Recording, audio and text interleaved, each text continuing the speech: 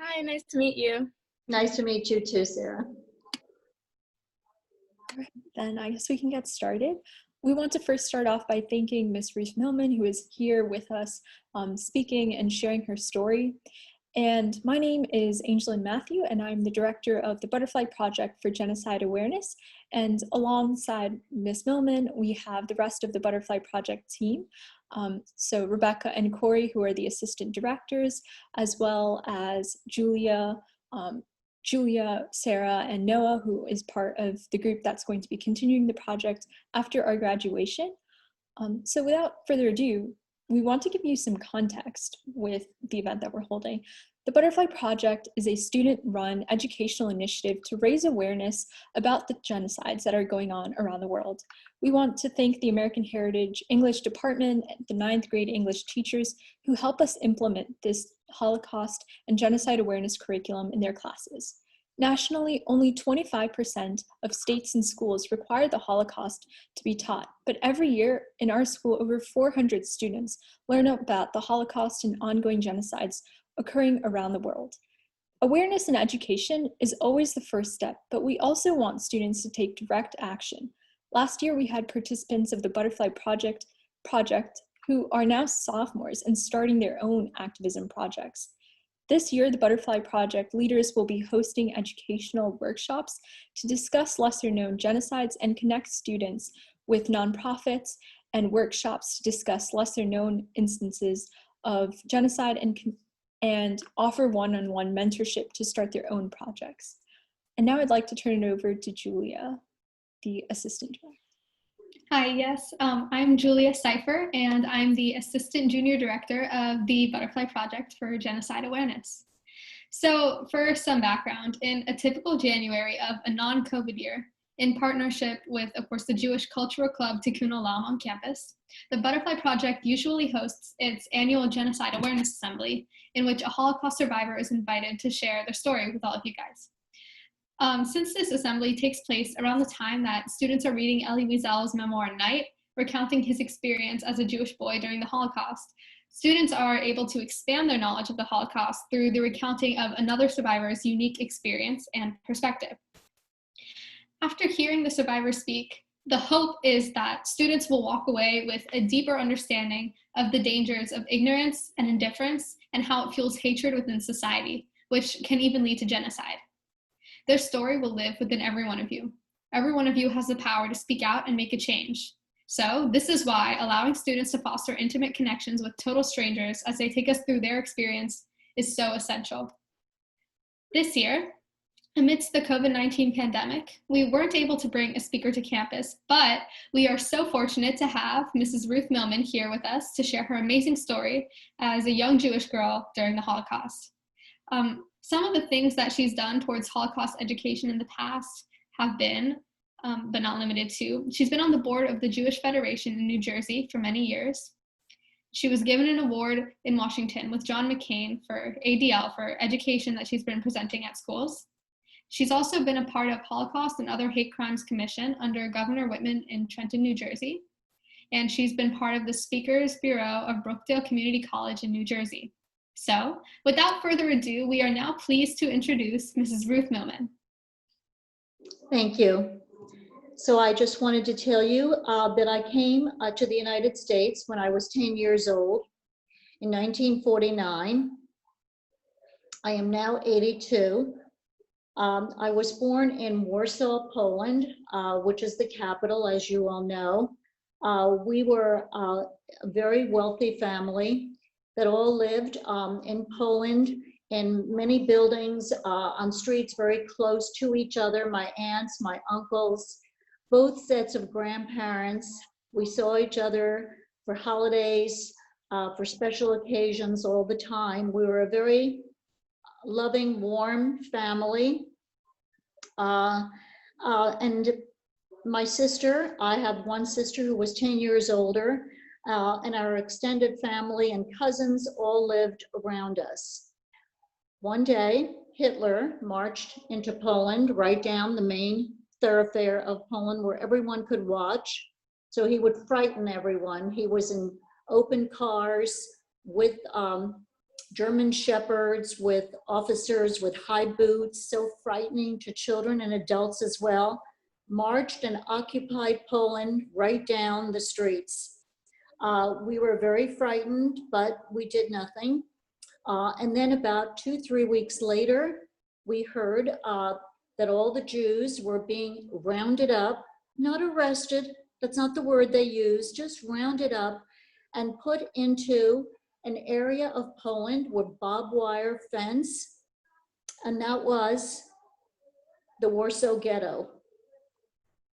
Many of the cities and the European cities had ghettos so they could get us all together. And we were told we would be all together because it would be just easier for them.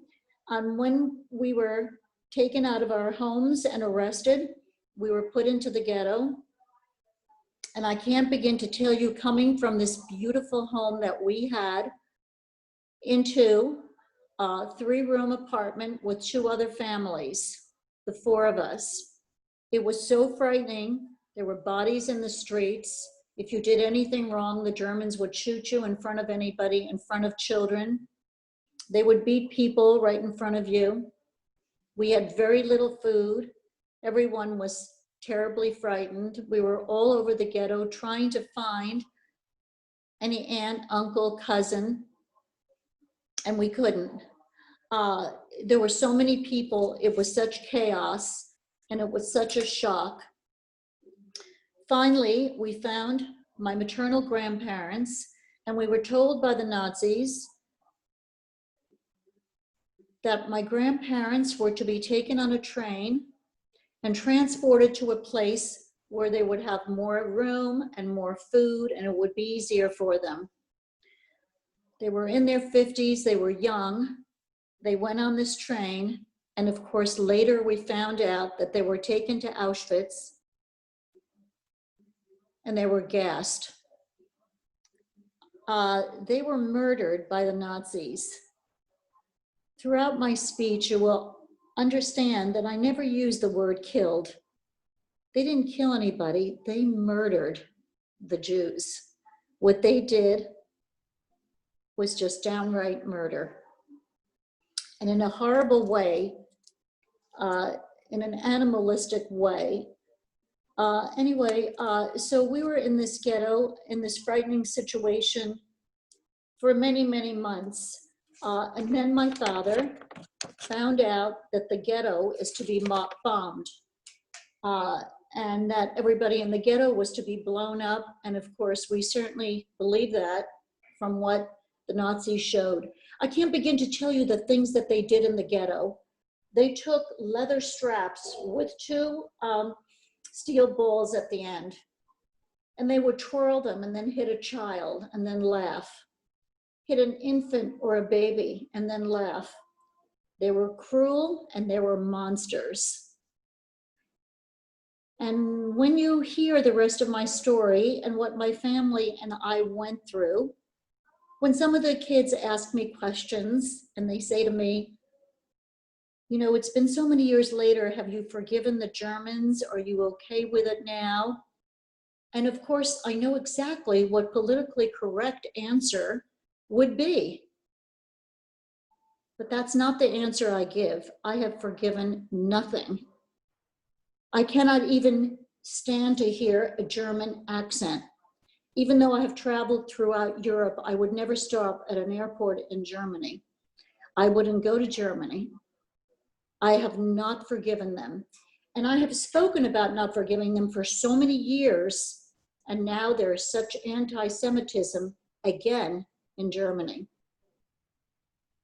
So in this case, a politically correct answer would have been wrong. Going back to the ghetto, being my father found out that the ghetto was to be bombed, he bribed 3 Nazi officers to get us out of the ghetto. Before my mother left our home in Warsaw, she took some of her very fine jewelry. She had rubies and diamonds and pearls, and she sewed them into her clothing. And that's what we bribed the officers with. Excuse me. They could not get us out as an entire family. Excuse me, could I have a glass of water, Dan? Dan, could I have a glass of water? They did not, they could not take us out as an entire family because then just water. So that what they did is that they decided to put my father in a Christian home in a basement 4 feet tall. And he was in the basement for the entire time of the war. He did not look, I have light eyes, light hair, very light skin. He happened to have brown eyes. And he had brown hair. And maybe somebody would have taken him as a Jew. So they decided to hide him. They sent my sister to a convent to become a nun.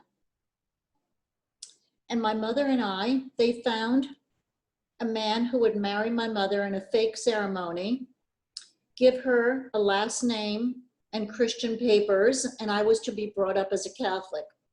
So my name was changed from Ruth to Teresa. Teresa is a really good saint's name. The man's last name was Sebesto, so my name was Teresa Sebesto. My mother called me Teresa for so many years that even after the war in the United States, she still called me Teresa for fear that somebody would think that my name is Ruth, which could be taken for a Jewish name. My mother married this man in a ceremony. My father was taken to the basement and my sister was taken to the convent, and we left the ghetto. We were so fortunate that we could get out. This man was obligated to stay with my mother for 3 months. He was not really a husband, it was a fake marriage. After the 3 months, he left. My mother was alone, nowhere to go, small child with her, no money, no home. So we were like totally homeless, as you see the homeless of today. If you're in New York or if you're in San Francisco or California or some of the cities, we slept in train stations. We slept in bus stations. We slept under people's window. We stole food from the delis and from the grocery stores. And we went on like this for months because we unfortunately had no other choice. Finally, we were caught and we were put into a labor camp in Linz, Germany. Now, I hope you understand the difference of a labor camp as a concentration camp. Because we were a Christian, we were put into a labor camp where my mother could make ammunition for the Germans. If we were Jews and we were caught, we would have been put into concentration camp, given a number on our arm, and would have eventually been killed, murdered, annihilated. My mother worked 18 hours a day making ammunition for the Germans, and I roamed around the camp, basically, myself and other children that were there. We had bread and water for breakfast, we had soup for lunch, and bread and water for dinner. It was very trying, especially for my mother. I don't think I knew much of the difference, other than the fact that I went hungry most of my life until after the war. During the time in this camp, I became very ill, and my mother went to the Nazi officers and she said, "My child is ill. Could you give me a little extra food and some medicine for her to get better?" And they answered her, they don't care if another Polish child lives or dies. She could not have medicine, she could not have anything. So my mother left. By that time, the Americans had entered the war and there was bombardments on the camp almost every night. The English and the Americans were bombing Germany, fires all over. And my mother knew that if I didn't get some food and some medicine, that I would die. So she wrapped me in a blanket. She stole scissors, large scissors out of the kitchen. and with 5 other women during one of these bombardments, when the Nazis were all busy protecting the camp, we climbed out, cut a hole in the fence, and we ran. We didn't know where we were going, but it didn't make any difference. We ran out, and my mother and 2 other women went onto a train. We had no idea where the train was going, but it didn't really make any difference where it was going because we had nowhere to go. We were just trying to get away. When we got on a train, we met a priest. He gave my mother some food. He gave us some medicine. And in a few days, I became a little more aware and I became better. We were on this train for days and days, in the forest, out of the forest, in the train, and finally, the train stopped in somewhere called Riccione in Italy. Riccione is about an hour south of Florence. And if you remember the history, Italy was under Mussolini, which was collaborating with the Nazis, so we knew we weren't safe there. My mother spoke several languages, 4 to be exact, and Russian was one of them. And there were Russian partisans that she met in Italy on the train.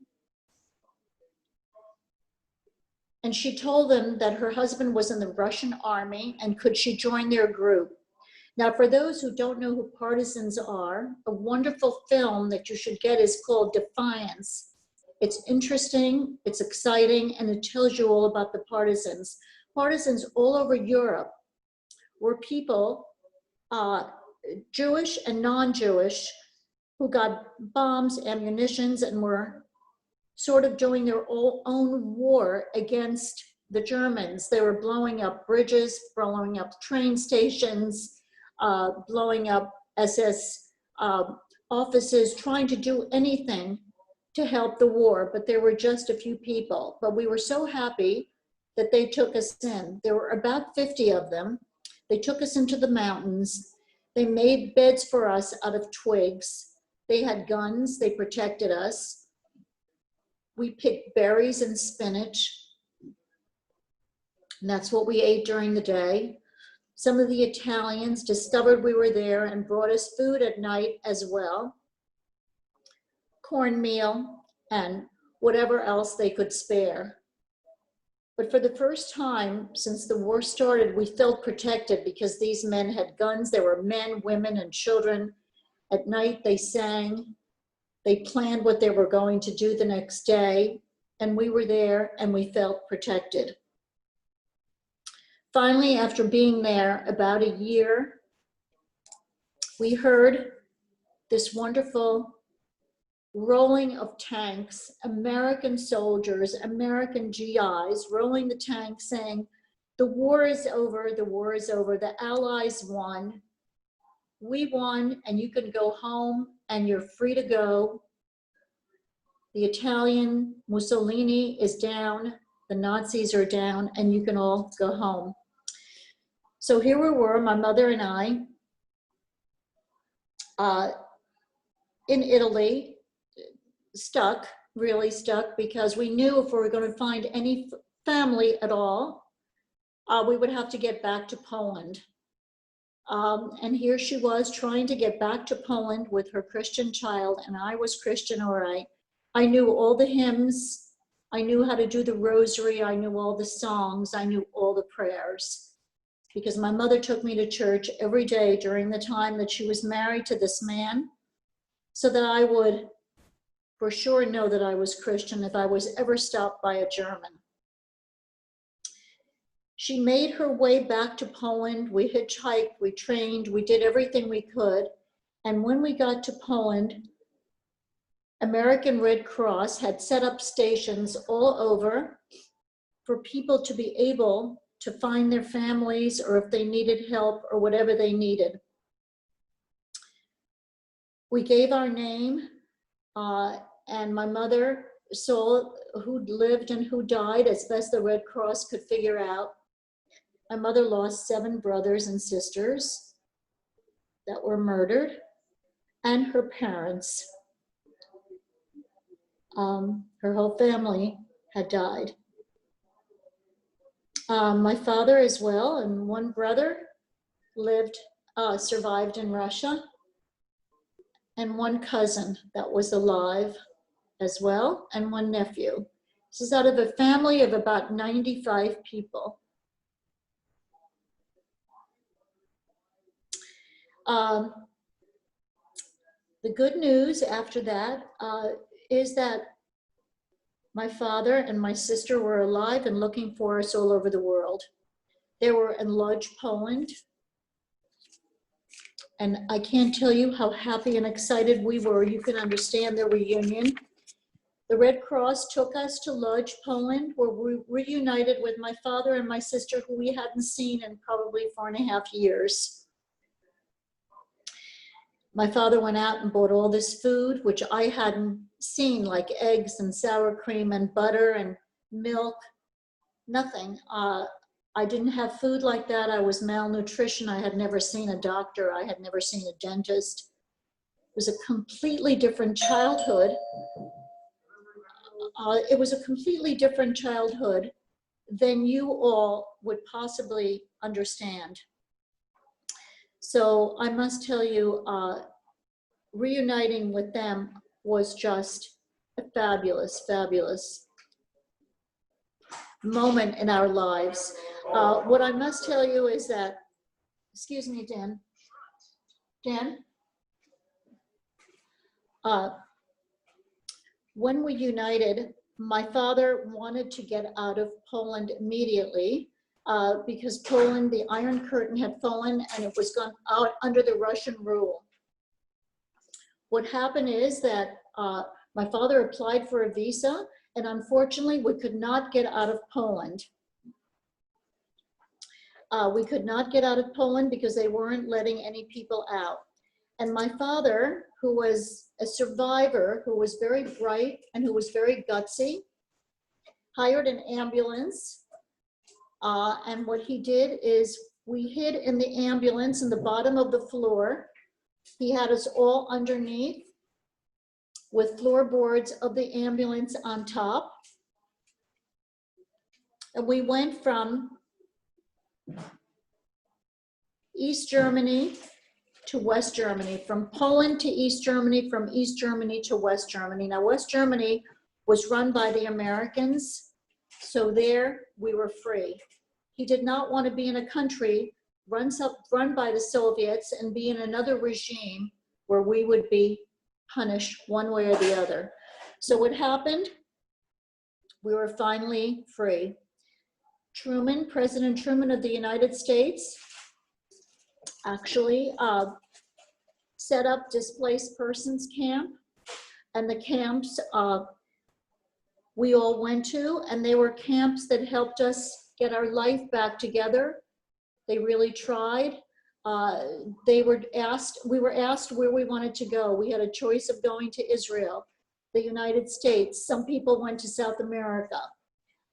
We were given medical care, psychological care. We were given everything possible. It was very sad because everybody was in such sorrow. Everybody was mourning their relatives that were killed and trying to find a place to go.